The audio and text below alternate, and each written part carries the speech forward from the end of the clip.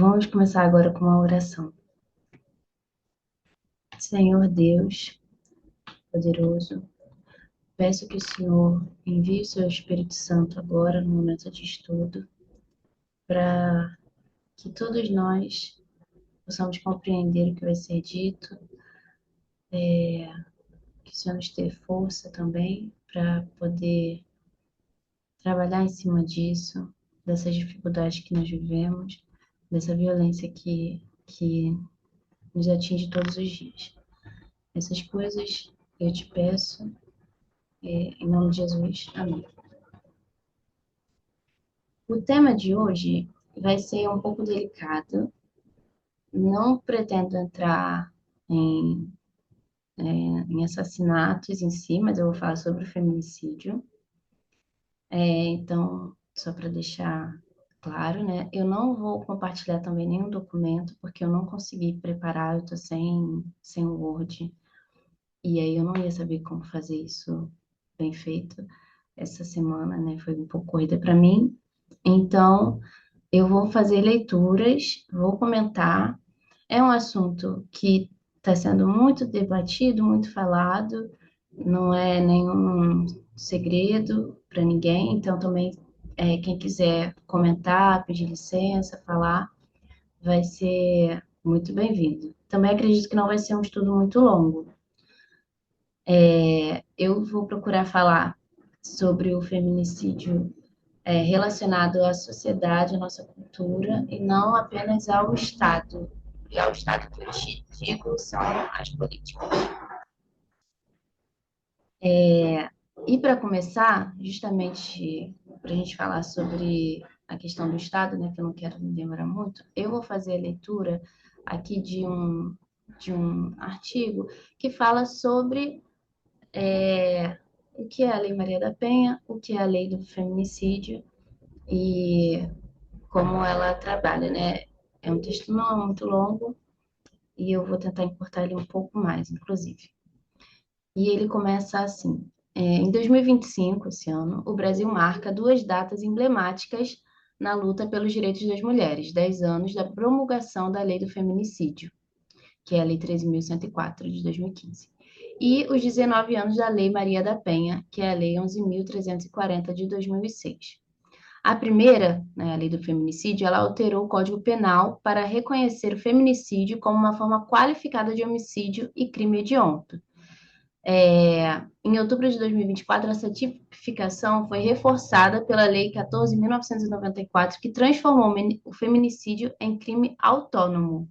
E a pena de reclusão de 12 a 30 anos para feminicidas aumentou para 20 a 40 anos de pena máxima. Já a Lei Maria da Penha consolidou a violência contra mulheres como violação dos direitos humanos. Mas apesar desse avanço legislativo, o país, o Brasil, né, ele ocupa a quinta posição do ranking global de assassinatos de mulheres, concentrando aproximadamente 40% dos casos da América Latina. E essa realidade ela evidencia um ponto crítico. As políticas legislativas, embora fundamentais, têm falhado em promover medidas eficazes de prevenção. Por quê? E aí a pergunta é por quê, né? Por que que apesar de ter leis tão, leis duras, né? Porque uma pena máxima de 40 anos é, é uma lei dura aqui no Brasil, a gente sabe que não tem prisão perpétua, mas ainda assim o feminicídio ele tem aumentado aqui no Brasil. E aí eu peguei uma frase que fala assim, o feminicídio ele não começa no momento em que uma mulher ela é morta, ele começa muito antes, quando a violência contra mulheres é ensinada e tolerada e justificada socialmente como algo compreensível. E aí falando de nós como sociedade, a gente a gente entende o feminicídio como um fenômeno estrutural. A gente mais na verdade de modo geral, a gente sempre que uma mulher ela é assassinada, geralmente pelo companheiro ou ex-companheiro, a gente pergunta assim, por que que ele fez isso, né? Por que que esse homem matou essa mulher? Por que, o que que levou ele a fazer isso? Sendo que essa não é a pergunta correta, né? A pergunta correta seria quais são as estruturas que autorizam e normalizam essa morte, né? Por que que essa morte foi normalizada? Por que que foi permitido a ele chegar a esse ponto de matar uma mulher, mesmo tendo uma pena tão grande? O que que faz com que esse homem acredite que ele possa fazer isso, né? Mesmo tendo em vista a chance de ser preso. Alguns até se matam depois, né? Poucos, mas acontece. Então a gente precisa se perguntar o que está acontecendo na sociedade que permite isso. A gente sabe que o patriarcado ele existe muito antes. Não foi o capitalismo que inventou o patriarcado, né? Mas o capitalismo ele reorganizou o patriarcado. Então, na sociedade, está muito difundido também essa questão das mulheres serem inferiorizadas, porque é interessante, já que a mulher ela acaba trabalhando custando pouco, ela custa pouco. O serviço dela custa pouco. Quando ela trabalha fora, custa menos. Quando ela trabalha dentro de casa, não custa nada. Ela limpa, ela arruma a casa, ela faz comida, ela cuida dos filhos, ela precisa estar disponível para ter relação sexual e não custa nada, né? O marido ele sai, ele trabalha, volta, tá tudo pronto, tá tudo feito. O Estado não paga nada a essa mulher, não tem uma aposentadoria, não tem se ela ficou doente, ela não vai ser encostada pelo INSS. Então, é proveitoso de forma, de uma maneira econômica que a mulher ela esteja nesse papel de inferioridade. Eu peguei aqui uma citação da Silvia Federici, eu acho, não sei muito bem, que fala assim: a violência contra as mulheres não é um resíduo arcaico, mas um elemento consultivo da acumulação capitalista. O controle dos corpos femininos sempre foi condição para a organização do trabalho, de reprodução social e da propriedade. E uma outra citação que fala assim, da Maria Lugones.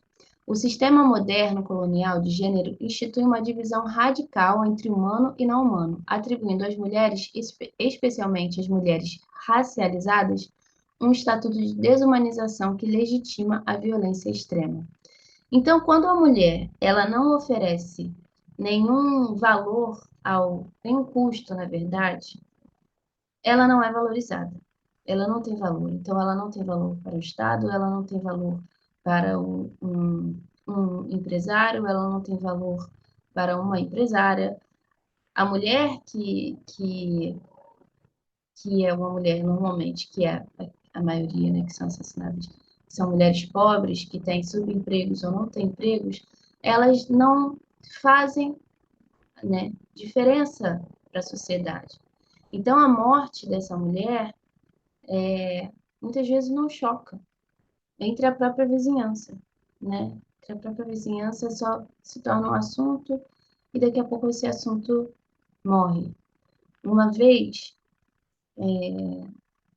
onde eu morava, o meu vizinho, que inclusive a esposa dele entrou com uma medida protetiva contra ele, né? Então existia uma situação, mas antes dessa situação dele se tornar essa pessoa mais violenta e agressiva,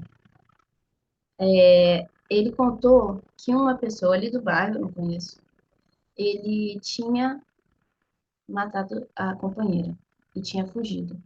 E quando ele falou isso, esse homem, eu falei que eu não ia falar sobre assassinato, né? Mas eu vou entrar nesse caso. Ele matou essa mulher enquanto ela dormia, né?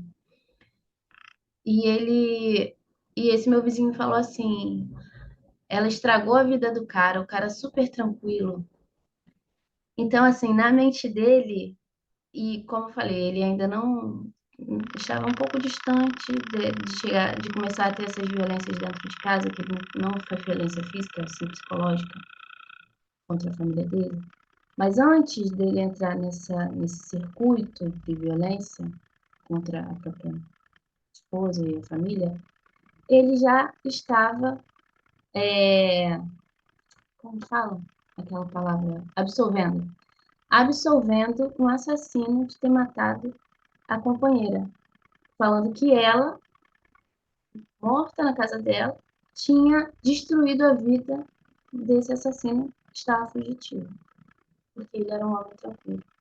Ele ainda falou que tem mulher que leva o homem para a desgraça. Ele falou assim, já faz muitos anos isso. E eu fiquei olhando assim, pensando, gente, não tem lógica, né?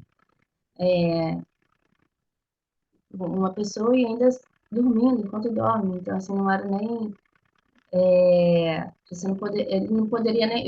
Ele não poderia nem dizer assim, eles estavam brigando e ele matou ela de maneira acidental, empurrou, ela caiu, bateu a cabeça, não sei. Não se legitimaria, mas assim, na cabeça dele, que já é uma cabeça perturbada, não, para ele, naquela situação já era legítimo o que o homem fez, né? E era triste para o homem ter passado por aquilo. Então, não tem valor. A mulher, ela acaba não tendo valor nenhum. E, e esse homem, quando a esposa conseguiu se separar dele, isso demorou muito, gente, demorou assim anos para ela conseguir se separar dele, para ele sair de casa. Ainda tiveram vários episódios ruins, minha vizinhança morava bem próximo a mim. Eu ajudei algumas vezes, né, com a mudança dela, uma vez que ela se mudou para tentar fugir da situação, né, que era morar com ele. Quando eles finalmente se separaram, eu ouvi de diversas pessoas que ele era um homem bom, que ela não deveria ter se separado dele, que ele era tão legal. Então, assim, se ela talvez estivesse num momento de fraqueza, talvez ela ainda voltasse para ele, né? Só que naquele momento já estava afetando muito, eu acho que os filhos dela, enfim, não sei porque ela decidiu de vez, mas ela decidiu de vez e conseguiu dar um ponto final naquela relação. Mas quando acontece ainda de ter esse, essa separação, muitas vezes esse homem ele é visto como um coitado, como um homem que ele era trabalhador, ele ajudava no sustento da família, porque ela também sempre trabalhou, né? Ela era sempre autônoma. E a filha dela, quando eu via isso, ela ficava muito indignada, porque ela falava assim, essas pessoas não têm que se meter. Eu acredito até que talvez por um pouco de receio da mãe voltar ao relacionamento, ela ficava muito indignada quando as pessoas defendiam esse homem que não merecia nenhum tipo de defesa. Mas a sociedade, nós como sociedade, nós normalizamos um homem ser violento. E a gente sempre busca justificar. Talvez ele não tenha tido um pai presente, ele viveu num ambiente que tinha violência, então ele reproduz essa violência. E, embora algumas coisas incentivem, não pode existir justificativa, e a gente sabe, para um feminicídio, né? E essa normalização é que atrapalha, é, é que atrapalha a mudança da sociedade. Quando a gente considera um crime, um assassinato como um crime passional, como um crime que foi feito por forte emoção, né? Isso tudo ajuda a construir um ambiente que normaliza esse tipo de ato, né? Eu peguei aqui outra citação da Rita Segato, que ela fala assim: o feminicídio não é um ato de violência privada, mas um crime político. Ele expressa uma pedagogia da crueldade, da qual o corpo feminino funciona como território de inscrição do poder patriarcal. Quer dizer, ainda tem a questão da, como fala? Do contrato invisível que é assinado, né, nessas relações, em que a mulher ela precisa ser subserviente, precisa dizer sim a todo momento, porque ela é um objeto para esse homem. E se esse homem ele, é, ele traz o sustento para casa, ele já é legitimado como um homem bom. E a mulher como uma mulher que talvez ela queira coisas demais e que ela não sabe que o bem que ela tem dentro de casa, a pessoa boa que ela tem dentro de casa, sendo que essa pessoa boa, na verdade, não é boa. Alguém quer comentar alguma coisa? Acho que é muito estranho falar assim, porque parece que eu tô falando sozinha. Alguém tem algum comentário para fazer, alguma coisa?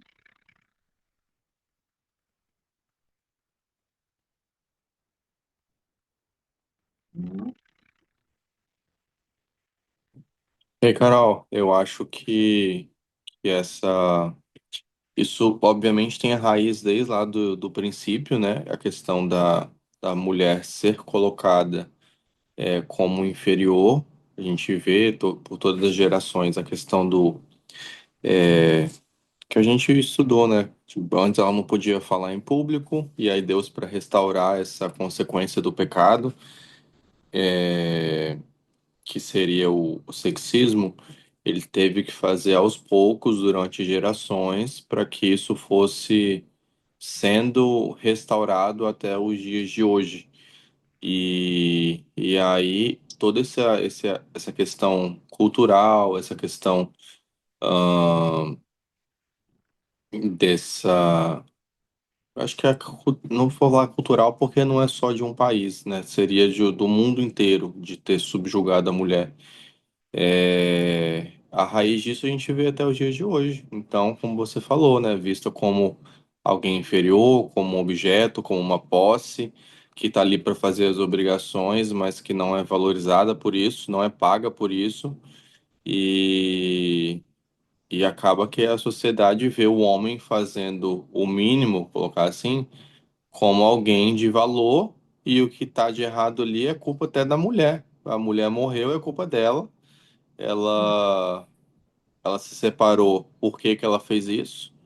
São coisas muito ruins que estão enraizadas, né? Eu até na minha própria família, meu pai é muito sexista, eu cresci nesse ambiente. Meu irmão mais velho, é, ele também é meio que assim. E aí ele sempre ouve esses comentários mesmo, como você falou. Ah, olha só aquela mulher, ah, mas ela fez isso. Ah, tal coisa, não,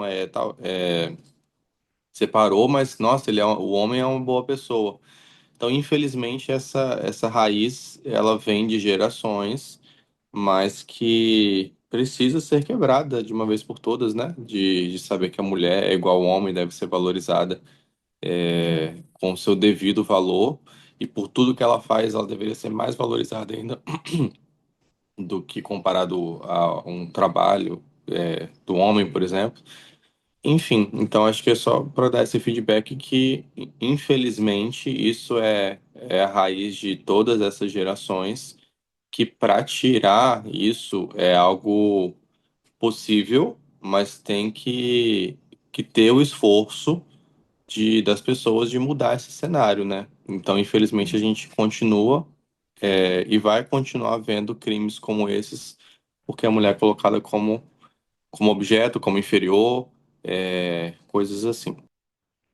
Exatamente, obrigada. É, como você falou, a, eu te falei, você reforçou sobre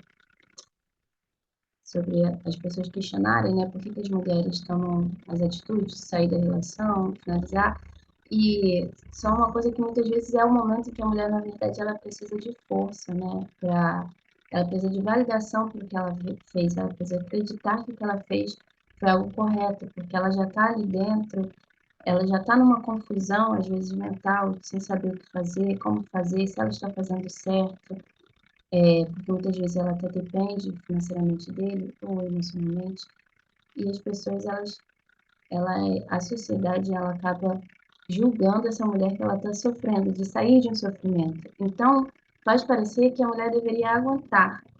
E como você falou, é uma coisa assim desde o princípio do mundo. Então, na verdade, no, desde que veio a maldição que Eva é, seria governada por Adão, até agora, a gente vê uma piora, né? Uma escala assim muito grande de piora, que vem sofrendo manutenção, essa submissão, ela vem recebendo camadas muito fortes, políticas, religiosas, e a sociedade vai aderindo, vai consumindo. Não, ela não para refletir. Ela individualiza o feminicídio. Quando um homem mata uma mulher e a gente pergunta por que ele fez isso, a gente não para pensar que, na verdade, essa febre que as pessoas falam de homens matando mulheres, na verdade, é uma consequência e não traz a reflexão correta. A minha mãe, às vezes, ela fala assim, é melhor a mulher ficar sozinha do que se relacionar hoje em dia, porque esses homens, do jeito que estão, sendo que, na verdade, a reflexão que deveria vir é a de por que que esses homens, eles estão se sentindo à vontade de fazer esse tipo de coisa. Por que que chegou a esse ponto? Porque o feminicídio ele é o ponto final, né? Mas antes, muito antes, vieram tantas outras coisas, não só dentro desse casal, desse casamento, mas dentro da estrutura social, em que a mulher ela acreditou que ela deveria aguentar, suportar, amar, abraçar, acolher, enquanto o homem ele pode se expressar da forma que ele acha que tem que ser, ele precisa ser compreendido, ele precisa ser acalmado, a gente precisa acalmar o homem, né? E aí chegamos a esse ponto. Uma vez, voltando do trabalho, eu trabalhava lá na Barra e eu peguei o BRT para voltar para casa. E aí, atrás de mim sentou logo depois que eu entrei, na estação seguinte entrou duas mulheres. E aí uma delas estava terminando uma ligação, falando assim, não sei por que você falou pro seu pai ir. Você sabe muito bem que seu pai não pode ir aí. E aí desligaram o telefone, né? Não sei se a pessoa desligou o telefone, ou se a mulher que desligou o telefone na cara da menina com quem ela estava falando, que era filha dela. Aí ela desligou o telefone e falou para a mulher do lado dela, ai, a minha filha apanhou do marido e agora quer que o pai dela vá lá. Ela sabe muito bem que o pai dela não pode ir lá. Então, eu já imaginei que poderia ser uma comunidade, né?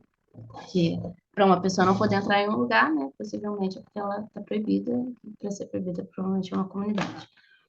E aí ela falou assim: eu apanhei do pai dela, ficava quieta dentro de casa, nunca falei com ninguém, não pedi ajuda de ninguém. Ela não, já tem que ficar pedindo ajuda do pai dela.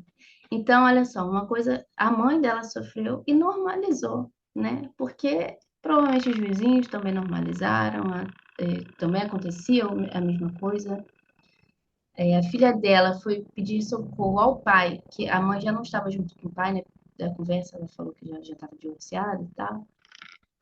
E mesmo assim, a filha ela foi pedir socorro ao pai, provavelmente porque a filha não podia ir numa delegacia, né? Que me fez também pensar que devia ser uma comunidade, porque a pessoa que mora na comunidade, ela não vai na delegacia prestar queixa, pedir uma protetiva, pedir para a polícia ir lá tirar o homem da casa. Ela não tem essa possibilidade. E ela também muitas vezes não vai querer ir nos bandidos, porque esses bandidos, eles podem agir de violência com esse homem, pode até mesmo chegar a vias mais cruéis.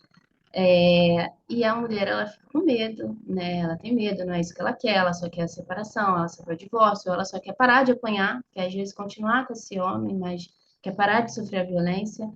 E quando ela pede socorro para a única pessoa que ela poderia pedir socorro, que é o pai, ela ainda é repreendida pela mãe, né?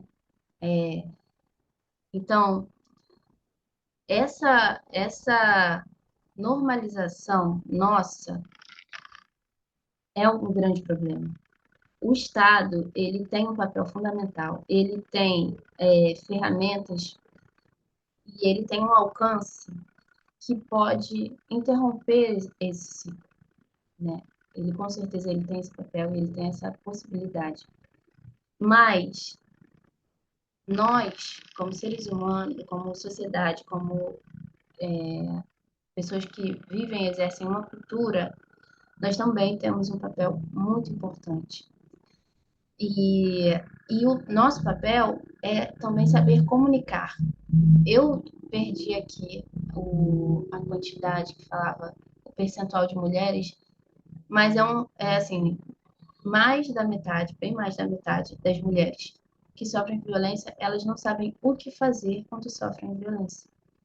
Elas não sabem como agir, a quem recorrer, como vai funcionar. Então, existe uma falta de conhecimento, um desconhecimento dessas mulheres. E elas não são comunicadas de maneira compreensível, né, que elas possam compreender, ou às vezes nem chega a elas as informações necessárias. E a gente pensa, poxa, no mundo com internet globalizado, todo dia é um feminicídio na televisão, né, que também tem uma certa espetacularização, um espetáculo sobre esses casos. E muitas mulheres ainda não sabem o que fazer.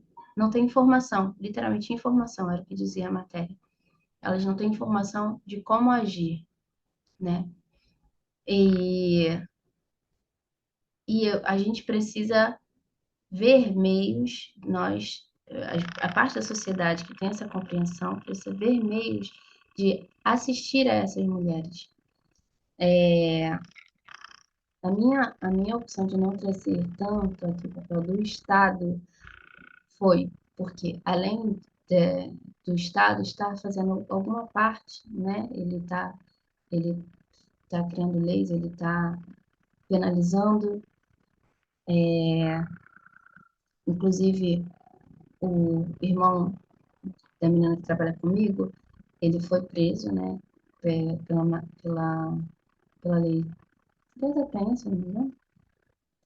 E, e aí ela estava me falando, nossa, não, mas a mulher está muito bem assistida, porque, porque ele logo foi, assim, ele agrediu uma mulher, né, uma namorada dele, e aí ela foi, denunciou e ele foi preso. Assim, foi bem rápido. E aí ela falou isso, ela teve essa impressão. Eu falei assim, não, olha, não tá assim tão bem assistida. Ela tem sim, tem leis que vigoram, que ajudam. Mas se você pensar bem, ela, a mulher, ela fica à mercê do homem ter que fazer alguma coisa, né? Para ela conseguir se livrar disso, né? Mas ela depois ainda fez uma carta, né, pedindo a soltura dele e ele foi solto. Por quê? Porque a mãe dele ficou pedindo para ela, né, falando, e o seu filho, o filho que eles tinham um filho juntos, olha como ele sofre, saudade do pai, enfim. Então foi mais uma pessoa que se sentiu culpada por algo justo, que ela correu atrás e foi persuadida a mudar a atitude dela. Então, ela foi, fez uma carta e, e é muito forte, assim, quando a gente vê números, a gente vê estatísticas, a gente consegue pensar assim, nossa, as coisas não podem continuar assim, olha que violência. E às vezes a gente tem dificuldade de enxergar em como é fácil de chegar a esse ponto. Justamente porque as pessoas no entorno sempre têm pessoas que vão defender esse homem. E seria completamente diferente se fosse uma mulher fazendo o que um homem faz, né? que seria errado também, mas enfim. Existem muitas pessoas em volta apoiando esse tipo de atitude, passando a mão pela cabeça desse homem. E por isso é um crime recorrente. E por isso é um crime que hoje ele está passando mais, e a gente está vendo mais, e de fato, até o podcast que no outro dia colocaram no grupo, a juíza, ela falou que, embora esteja sendo mais notificado, ela acredita que de fato está acontecendo mais, não é só que está tendo mais notificação, sim que está aumentando mesmo o volume de violência, né? E a crueldade que essa violência é feita. E isso tudo acontece porque mulheres e homens, eles acatam. E eu decidi não falar do Estado porque também, além de ele ter feito essas leis, a gente vê uma política, na verdade, muito pobre quando se trata em intervenção mesmo, em interesse em ajudar essa mulher. E aí eu fiz uma pesquisa, essa mulher que eu digo, a mulher que sofre, né? Esse tipo de violência. Eu pesquisei a quantidade de pessoas que foram na passeata que teve aqui em Copacabana, contra o feminicídio, né, contra a violência contra a mulher. E eu não consegui encontrar um número. O que eu consegui encontrar foram reportagens falando que tiveram centenas de pessoas. Ou seja, ao que parece, não chegou a 2.000 pessoas. Lá em São Paulo, acho que chegou a 9.000 pessoas. Aqui no Rio não chegou a 2.000 pessoas, ao que parece. E na PEC da blindagem, quando teve a passeada contra a PEC da blindagem, foi mais de 40.000 pessoas foram para a rua. Foram, acho que mais de 40, acho que foram 41.000 pessoas, ou um pouco mais. E assim, quando teve essa passeata, nós viemos de uma semana de uma violência, assim, não digo maior do que outras semanas, mas o grau da crueldade dos feminicídios que foram anunciados, né, que passaram, foram reportados e foram passados para a gente pelas mídias sociais ou pela televisão, foi de uma crueldade muito grande. E foi de uma intensidade também, né? Foram poucas horas, alguns feminicídios. E nem mesmo esse drama, digamos assim, levou as pessoas a irem às ruas. E a gente sabe que o Brasil, a população brasileira, ela é muito emotiva, né? E já em relação à política, ela é mais dorminhoca. E a gente teve um grupo maior contra a PEC da blindagem, muito maior, assim, não sei nem dizer quantas vezes maior, do que contra a passeata contra a violência contra a mulher. Então a gente vê que talvez nós não estamos amparados nem mesmo pelos lados políticos, né? Que a gente entende que a esquerda, ela, com certeza, ela propõe mais discussão, ela, ela propõe mais debate sobre o tema, mas a gente não parece ter um amparo tão grande dos políticos em si, né? Alguém quer comentar mais alguma coisa, gente? Eu queria comentar uma coisa. É, assim, uma coisa que me chamou a atenção da vivência que eu tive, né? Quando eu tive contato com casos assim, é, é que parece que muitas vezes a pessoa vítima, né, acha que esse caso é de alguma forma particular e diferente do que a gente costuma ver na, na mídia ou nas notícias, não? Sim, E que aconteceu, mas não, peraí, um caso particular. Tem que tratar essa pessoa diferente porque, na verdade, é uma pessoa boa.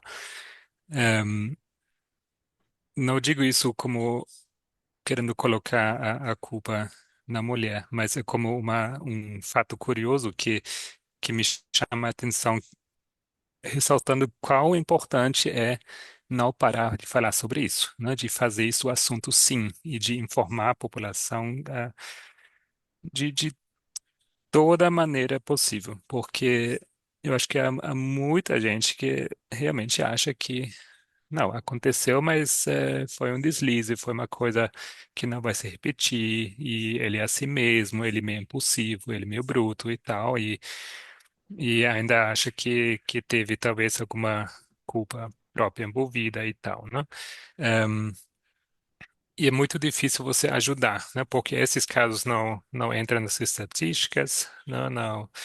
eh, a, a ajuda que é esperada é mais no sentido de, tipo, talvez alguém poderia conversar com ele para ele mudar, né? Agora, ir na polícia denunciar, muitas vezes tá nem no radar, assim, né? E é muito triste, porque acaba limitando, né, muito como essa pessoa possa ser ajudada. Ehm, Enfim, um assunto é, triste, né? E ele parece que não acaba. E sobre esses numerosos casos que a gente vê na mídia, eu acho que também é uma questão da visibilidade, né? Da mídia focando mais nesses casos, mas imagino que tenha acontecido antes também, em grande número, não? É, e agora está sendo mais reportado, o sequer tem uma categoria para isso, né? Sendo que antes entrava talvez na estatística comum, né? De homicídios. Ehm, eu acho que o Mate queria falar também. Sí, obrigado. Lembro un libro que fue recomendado que se llama Sin marcas visibles, de Rachel Losey Snyder, onde ela fala sobre a prevenção do suicídio. No, prevenção do feminicídio.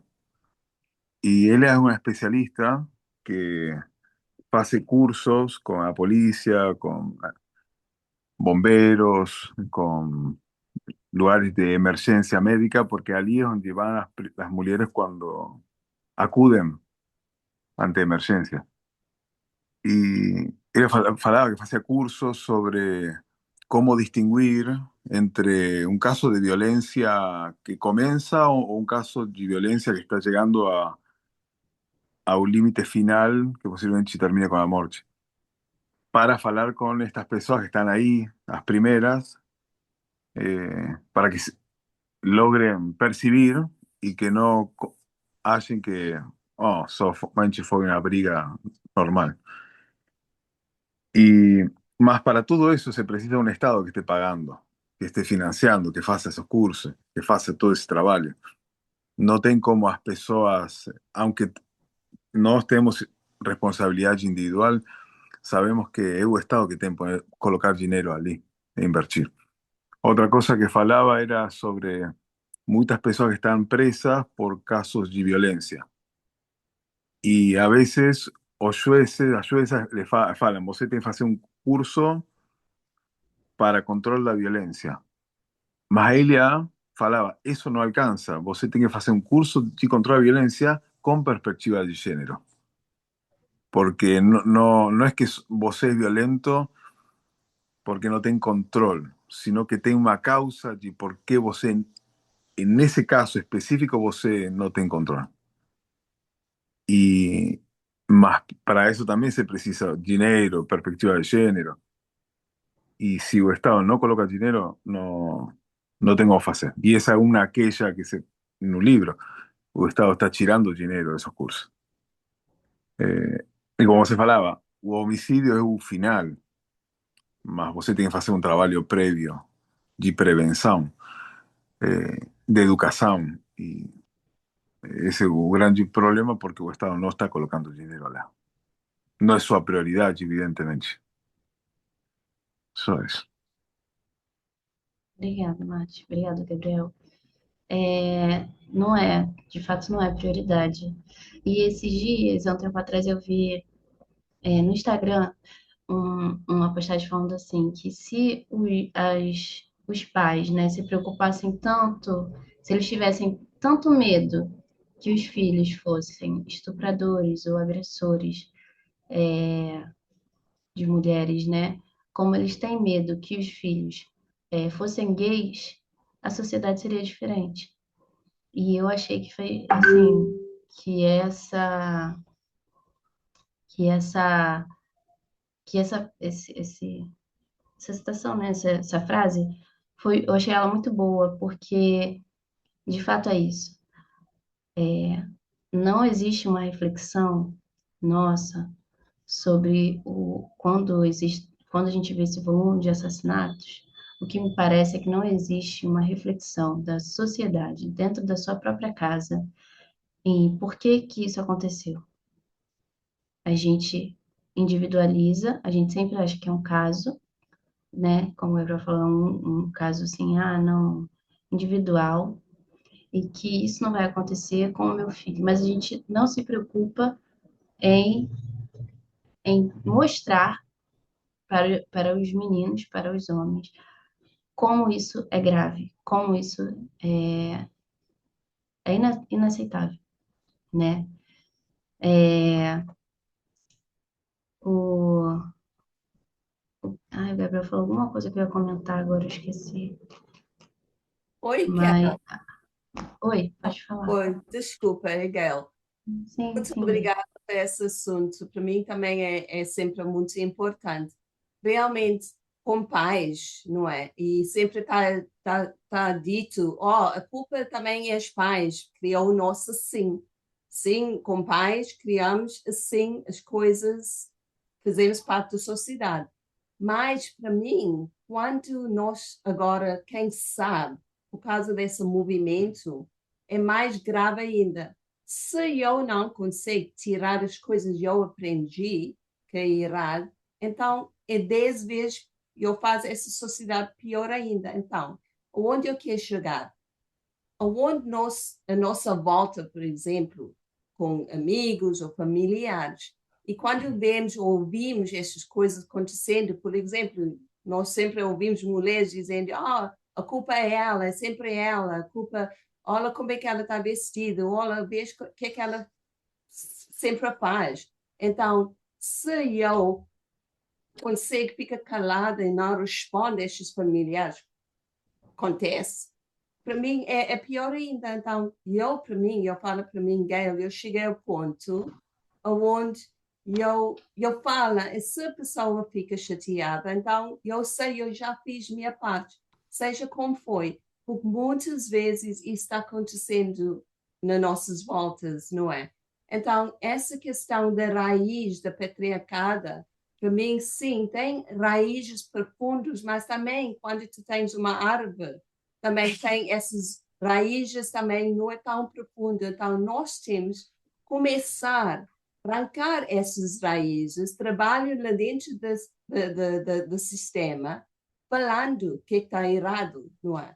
E esse assunto é chocante. Outro dia eu estava dizendo, para mim, aonde nós mulheres temos espaço nesse mundo? Eu nem posso, eu tenho medo para entrar no elevador sozinho. Se o homem entra, eu tenho medo do que pode acontecer. Então, a questão é, sim, isso está acontecendo há muitos anos, mas os homens têm que chegar, mais os homens, né, quem sabe, não é? Têm que chegar a ponto de ver, não, isso não está certo. Temos que falar sobre isso, não é? Temos que arrancar essas raízes lá dentro de nós. Nós sabemos muito bem, não vai mudar muita coisa, mas ao menos fazemos a nossa parte com pessoas, quem sabe, isso é um pecado nesse mundo. Muito obrigada por esse assunto, Carolina. Eu que agradeço o comentário. Eu tive aqui um probleminha com a minha câmera e eu não estou conseguindo ligar ela de novo. A gente pode. Desculpa, eu só quero dar mais um exemplo, mais uma testemunha. Muitas vezes nós mulheres dizemos, quando nós estamos lá dentro de uma ambiente bem mal, sabes? Como nossos maridos e coisas, e temos filhos. Se eu saio, onde eu vou? Então, a mulher está sempre preocupada aonde ela vai com os filhos, mas nunca chega a ponto, então, olha, eu vou salvar a mim mesmo e eu vou deixar os meus filhos com ele, porque ela já sabe, ele não vale nada, ele não vai cuidar bem dos filhos. Por exemplo, eu vivi sempre muitos anos com meus pais, quando eu era pequena, vivendo minha pai sempre batendo, quase matando minha mãe. E um belo dia ela levantou-se e foi embora e nunca mais voltou. E deixa nós com meu pai. E meu pai não conseguia cuidar de nós e entregou-nos para uma orfanato, não é? Mas aonde eu quero chegar? Eu muitos anos não consegui perdoar minha mãe, perdoar minha mãe. Só quando eu já estava casado, porque ela não está viva, eu consegui chegar a esse ponto um belo dia, quando eu, depois de muitos anos, viu ela, perdoou ela. Mas hoje em dia, se ela estava vivo, eu com esse conhecimento, eu sei desse movimento tão bom, graças a Deus para esse movimento. As coisas eu sei, eu levanto as mãos para ar e eu não deixo as outras mulheres passar por isso que a minha mãe e muitas mulheres passou, não é? Então, essa mulher teve a coragem para ir embora. Se ela não ir embora, ele matava ela. Então, hoje eu estou aqui, não é? Ainda estou vivo, graças à minha mãe também, essa mulher quem teve a coragem para fugir desse homem tão cruel. Então, é essas coisas nós temos que fazer, falar. Não, está errado. Seja quem for, se a família não gosta, então, olha, eu fiz minha parte, eu falei, está errado, sexismo está errado, homofobia está errado, tudo essas coisas está errado. É isso. Obrigado. Eu que agradeço, Gayle. Mas eu não entendi bem. Foi a sua mãe, no caso?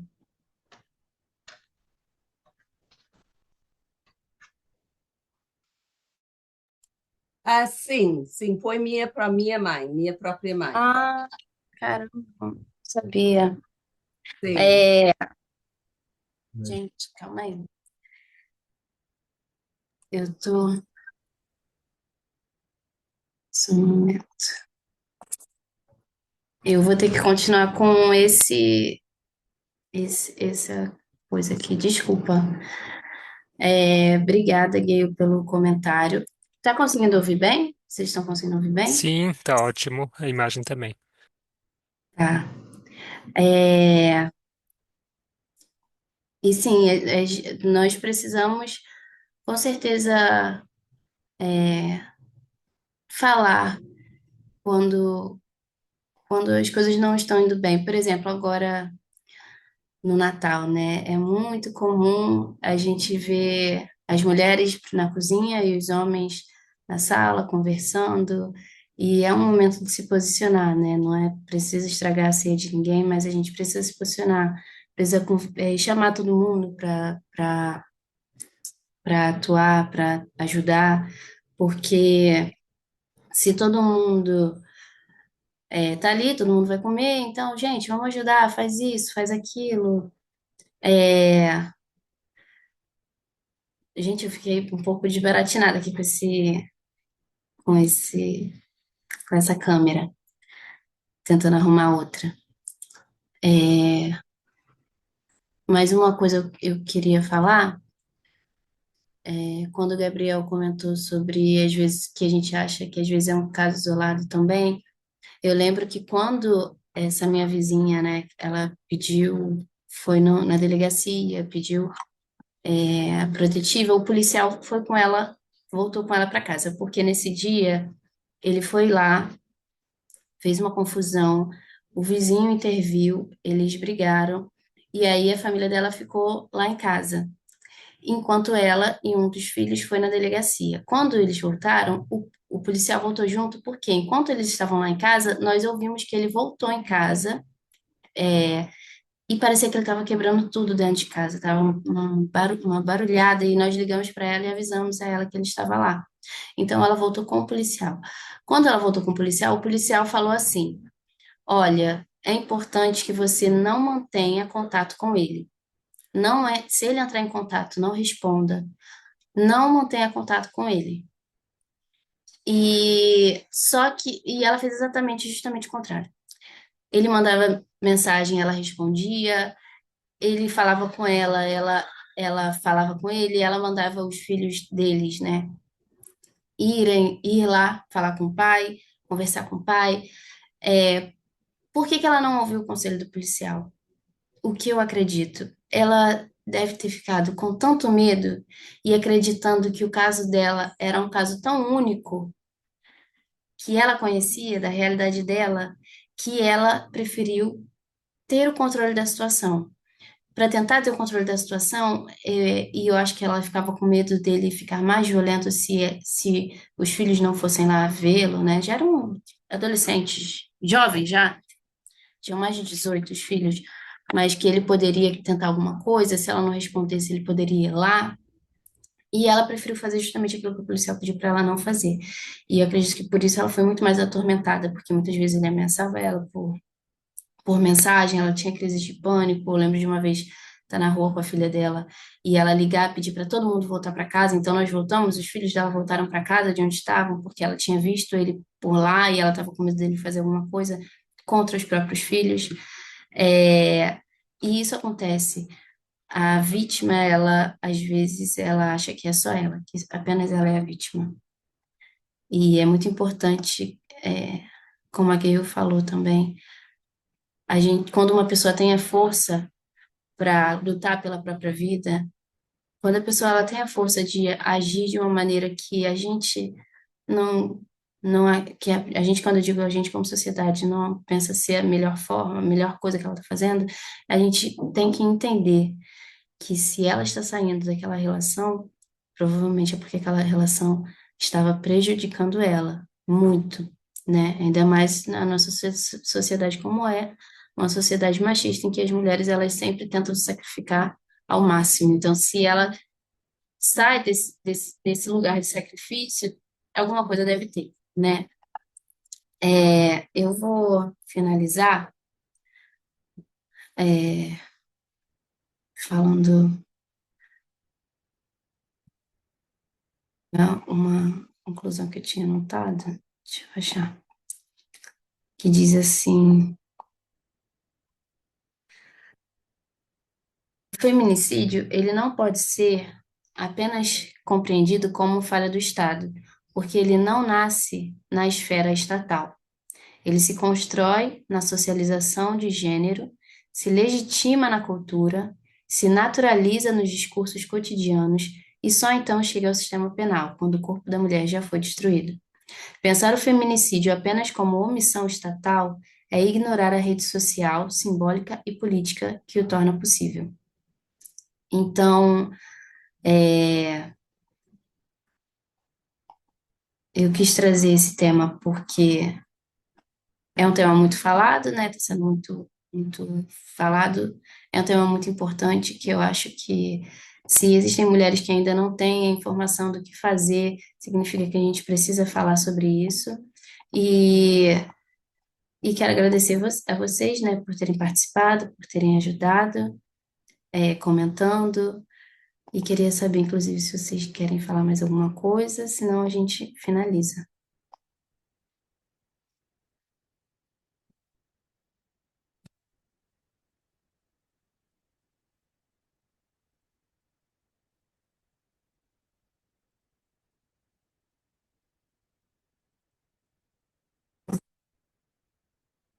Oração. É, vamos orar. Senhor Deus, muito obrigada pelo estudo de hoje. Obrigada porque o Senhor nos deu uma mensagem tão importante, tão esclarecedora e uma mensagem que pode salvar vidas. Obrigada por isso, porque o Senhor nos tirou de um lugar em que poderíamos não estar fazendo diferença nenhuma para um lugar onde podemos fazer muita diferença. Nos ajude a compreender, Pai, até onde nós podemos ir, o papel que nós temos e como desempenhar esse papel. de maneira a atrair pessoas a ter a sua luz, o seu esclarecimento, e não de afastar essas pessoas da tua mensagem. Mas caso elas se afastem da tua luz, que a gente tenha consciência de que elas têm o livre-arbítrio para fazer isso. Nos ajude a aprender, porque nós temos muito que aprender sobre essas pequenas concessões que fazemos muitas vezes durante a nossa vida, que perpetuam esse patriarcado que mata, que mata mulheres, que destrói famílias, crianças, que ferem os homens também, e que a gente tenha clareza, né? Quando a gente for estudar, quando a gente for tratar com pessoas que passam por situações difíceis, peço que o Senhor também abençoe o restante desse sábado, que seja um dia deleitoso, proveitoso. Em nome de Jesus, amém.